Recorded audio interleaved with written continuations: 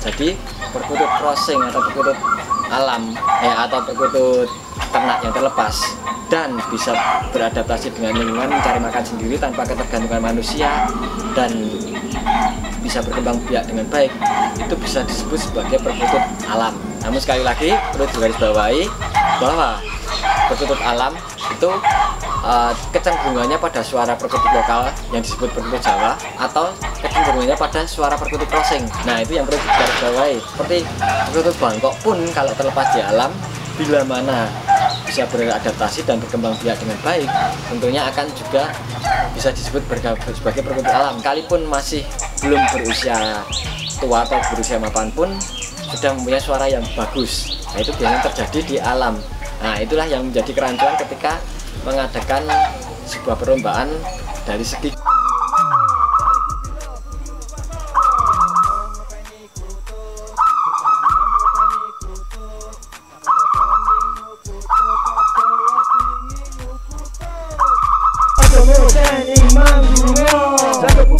Assalamualaikum warahmatullahi wabarakatuh. Salam sejahtera sobat Manggala dimanapun berada. Tentunya harapan kita semua dalam keadaan sehat walafiat dan tidak kekurangan sesuatu apapun.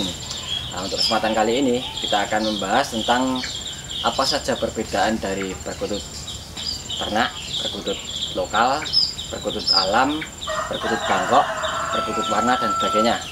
Nah, ternyata ada beberapa varian tentang perkutut dan macam-macamnya.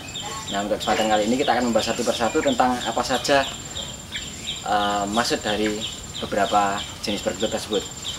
Yang pertama adalah perkutut alam.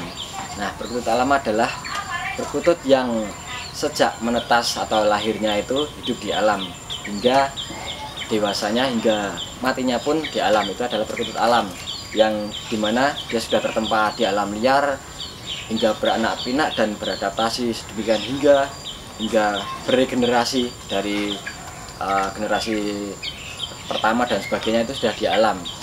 Namun tidak dipungkiri perkutut yang dari ternakan terlepas dan hidup di alam liar, tapi dia bisa beradaptasi dengan baik hingga meregenerasikan diri, dalam artian sudah beranak pinak di alam liar, itu juga bisa disebut sebagai perkutut alam. Namun ada perbedaan yang akan kita bahas tentang berikutnya karena berkaitan dengan perkutut lokal. Nah, yang kedua adalah perkutut lokal. Nah, perkutut lokal seperti kita tahu, perkutut lokal mempunyai suara yang kecenderungannya lebih kristal atau tidak ngebas seperti pada perkutut Bangkok, tapi mempunyai suara yang jangkep 4 ketukan secara lengkap, yaitu hur, ketekuk. Namun tidak dipungkiri beberapa perkutut lokal juga mempunyai suara yang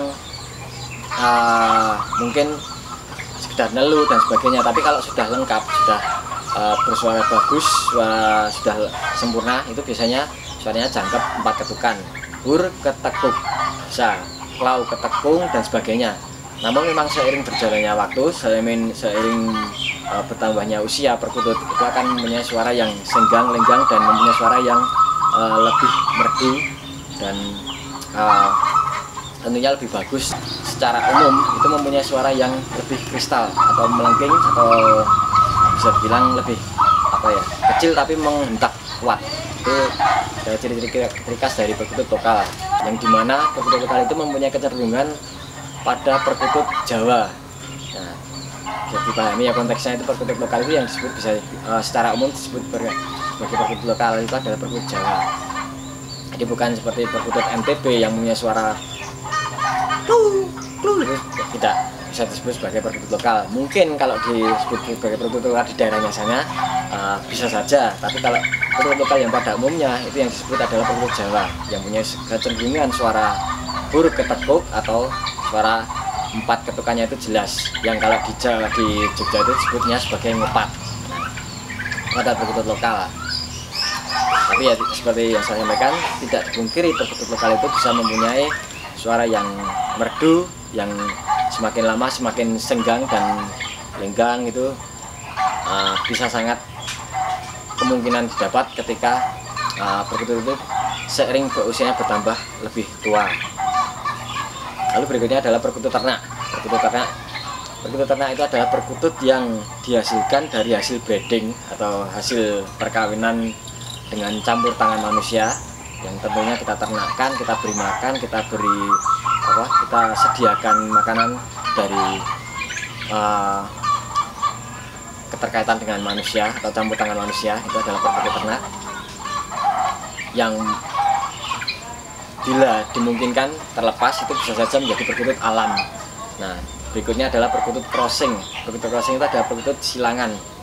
Perkutut silangan itu adalah hasil breeding yang antara dihasilkan dari perkutut lokal dengan perkutut Bangkok misalnya, perkutut lokal dengan perkutut warna, itu juga bisa disebut sebagai perkutut crossing. Jadi intinya persilangan dari dua jenis perkutut yang berbeda itu disebut sebagai perkutut crossing. Dan perkutut crossing ini termasuk bisa dikatakan dalam hal perkutut ternak, tapi tidak dipungkiri perkutut crossing bisa dihasilkan di alam.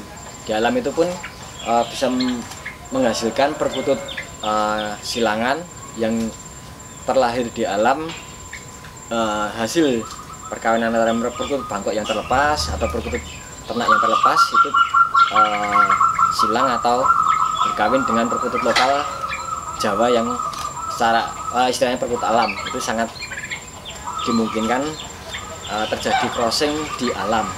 Itulah yang disebut perbedaan dari beberapa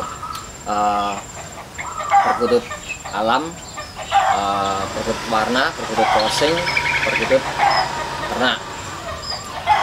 Lalu bagaimana bila seandainya perkutut crossing itu, misalkan perkutut crossing atau perkutut ternak atau perkutut warna itu terlepas di alam dan bisa berkembang biak lalu beradaptasi dengan baik dan berkembang biak bergenerasi, sangat mungkin disebut sebagai perkutut alam. Jadi perkutut crossing atau perkutut alam atau perkutut ternak yang terlepas dan bisa beradaptasi dengan lingkungan, mencari makan sendiri tanpa ketergantungan manusia dan bisa berkembang biak dengan baik, itu bisa disebut sebagai perkutut alam menurut saya pribadi.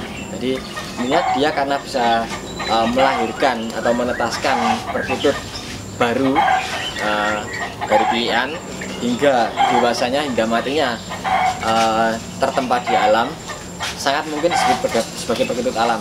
Namun sekali lagi perlu digarisbawahi bahwa perkutut alam itu kecenderungannya pada suara perkutut lokal yang disebut perkutut Jawa atau kecenderungannya pada suara perkutut crossing. Nah, itu yang perlu digarisbawahi karena tidak dipungkiri perkutut yang di alam liar itu sering sekali kita mendapati suaranya bagus, sudah sangat senggangnya, lenggang-lenggang juga terdapat, itu sudah sareh. Itu sangat mungkin saja itu perkutut yang hasil silangan di alam itu terjadi di alam langsung, dalam artian perkawinan itu terjadi di alam langsung.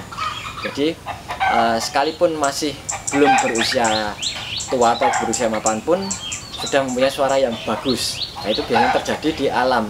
Nah, itulah yang menjadi kerancuan ketika mengadakan sebuah perlombaan dari segi genetika, mungkin ya segi misalkan kayak lomba perkutut lokal, lomba perkutut campuran dan sebagainya. Nah, itu akan bingung masuk di kelasnya di mana. Nah, itulah yang menjadi tantangan kita. Jadi seperti perkutut Bangkok pun kalau terlepas di alam, bila mana bisa beradaptasi dan berkembang biak dengan baik, tentunya akan juga bisa disebut sebagai perkutut alam. Kalau bergenerasi dari generasi ke generasi, misalkan perkutut Bangkok kita terlepas, lalu di alam dia akan beradaptasi, bisa cari makan sendiri, bisa berkembang biak, bahkan menelurkan dan menetas. Lah, perkutut yang terlahir di alam ini itu akan disebut sebagai perkutut alam juga, cuman mempunyai gen Bangkok. Nah, itulah yang menjadi sebuah permasalahan bagi kita. Buat perkutut yang lomba, kita akan menentukan ini masuk dari jenis apa. Nah, akan kita bahas di next yang akan datang. Oke, cukup sekian yang bisa kita sampaikan tentang beberapa pengetahuan tentang perbedaan dari beberapa jenis perkutut seperti perkutut lokal, perkutut alam, perkutut Bangkok dan sebagainya. Kurang lebihnya mohon maaf. Dari saya cukup sekian. Assalamualaikum warahmatullahi wabarakatuh. Salam sejahtera Sobat Manggalas. Salam budaya.